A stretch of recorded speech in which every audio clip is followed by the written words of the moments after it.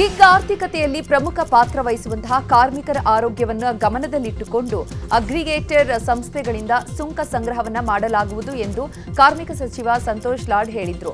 ಧಾರವಾಡದಲ್ಲಿ ಮಾತನಾಡಿದ ಅವರು, ಗಿಗ್ ಕಾರ್ಮಿಕರು ತಮ್ಮ ಆರೋಗ್ಯವನ್ನ ಲೆಕ್ಕಿಸದೆ ಕೆಲಸ ಮಾಡ್ತಿದ್ದಾರೆ. ಅವರು ಸಾಮಾನ್ಯವಾಗಿ ಸೈಕಲ್ ಹಾಗೂ ಮೋಟಾರ್ ಬೈಕ್ಗಳಲ್ಲಿ ಡೆಲಿವರಿ ಕೆಲಸವನ್ನ ಮಾಡುತ್ತಾರೆ.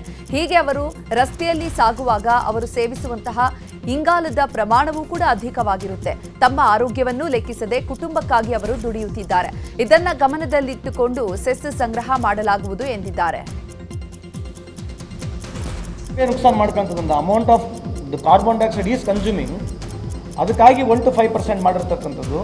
ಯಾರಿಗೆ ಎಷ್ಟು, ಯಾಕಂದರೆ 5% ವರೆಗೆ ಲಿಮಿಟ್ ಇದೆ ನಮಗೆ. 5% ಒಳಗಡೆ ಯಾರಿಗೆ ಹಾಕಬೇಕು, ಅಪ್ ಟು 5% ಯಾರಿಗೆ ಹಾಕಬೇಕು ಅನ್ನೋದು ಮಾಡ್ತಕ್ಕಂಥ ಉದ್ದೇಶ. ಯಾವೊಬ್ಬ ಇಷ್ಟು ದೊಡ್ಡ ಪ್ರಮಾಣವಾಗಿ ಕಾರ್ಬನ್ ಡೈಆಕ್ಸೈಡ್ ಡೈಲಿ ಕುಡಿತಾನೆ, ಅವನಿಗೆ ಗಮನಕ್ಕೆ ಇಟ್ಕೊಂಡು ಅವನ ಲೈಫಿಗೆ ಮುಂದೆ ಅವನಿಗೆ ಫ್ಯಾಮಿಲಿಗೆ ಅನುಕೂಲ ಆಗಬೇಕಂಬ ಉದ್ದೇಶದಿಂದ ಮಾಡಿರ್ತಕ್ಕಂಥದ್ದು.